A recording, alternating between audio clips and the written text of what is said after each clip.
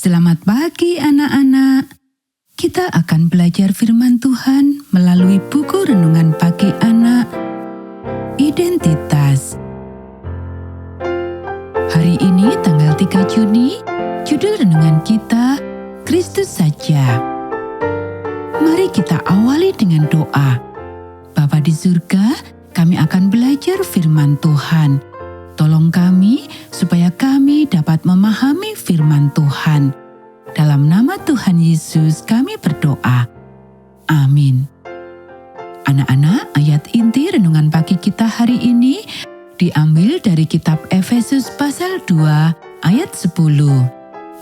Karena kita ini buatan Allah, diciptakan dalam Kristus Yesus untuk melakukan pekerjaan baik yang dipersiapkan Allah sebelumnya. Ia mau supaya kita hidup di dalamnya. Selama beberapa tahun sebelum konferensi tahun 1888 di Minneapolis, sebuah kontroversi telah terjadi.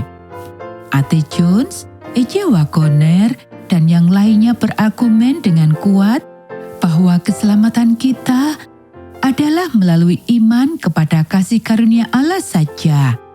Yang lainnya, khususnya G.I. Butler, bersikeras bahwa jika kita mengatakan hal itu, maka orang-orang akan berpikir bahwa tidak perlu lagi menaati hukum Allah.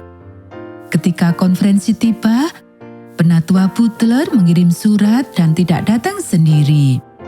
Nyonya White, yang datang dari California, meskipun ia sendiri semakin lemah, mengatakan bahwa suasana yang ada sejak awal sudah penuh dengan kemarahan dan konfrontasi.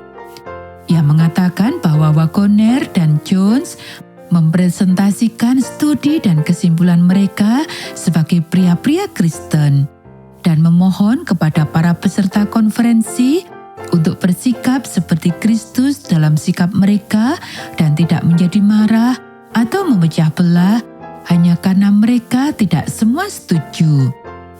Ia mengatakan bahwa Tuhan selalu memimpin dan kita tidak perlu terkejut atau marah ketika kita mempelajari hal-hal baru, tetapi kita harus mempelajarinya bersama-sama dengan penuh doa. Beberapa orang menuduh Jones dan Wagoner menentang semua yang selalu diajarkan oleh orang-orang Advent.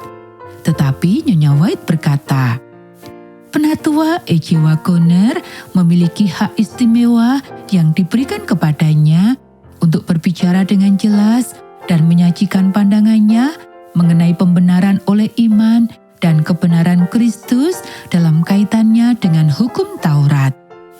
Ini bukanlah terang yang baru, tetapi ini adalah terang yang lama yang ditempatkan di tempat yang seharusnya dalam pekabaran malaikat yang ketiga.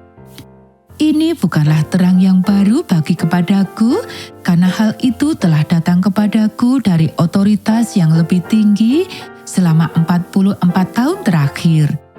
Dan aku telah menyampaikan kepada umat kita dengan pena dan suara dalam kesaksian Roh Kudus. Kita bisa baca dalam manuskrip halaman 24. Kemudian orang-orang yang berargumen mengatakan bahwa Nyonya White telah dipengaruhi dan mereka mengisyaratkan bahwa karunia kenabiannya telah tergoda. Anak-anak, keretakan yang dimulai pada konferensi tahun 1888 memengaruhi kita hingga hari ini. Pelajarilah Alkitab Anda sendiri. Menurut Anda, apa yang diajarkan di dalamnya? Jika kita menyadari bahwa menaati hukum Taurat selain mustahil tidak dapat menyelamatkan kita, apakah itu berarti kita tidak lagi taat sama sekali? Atau apakah kepastian dan kepercayaan yang dibangun dengan mengetahui bahwa kita aman di dalam Yesus membuat kita ingin lebih taat dan membuat kita juga lebih mampu untuk bertindak dan berpikir dengan cara-cara yang saleh? Anak-anak, demikianlah renungan pagi kita hari ini. Mari kita akhiri dengan doa. Allah dengan kasih karunia yang tak terukur Terima kasih atas anugerah keselamatan-Mu. Tolonglah saya untuk hidup dan bersantai di dalamnya, dan kemudian dengan sukacita bergabung denganmu dalam melakukan pekerjaan yang telah Engkau persiapkan untuk saya lakukan. Amin.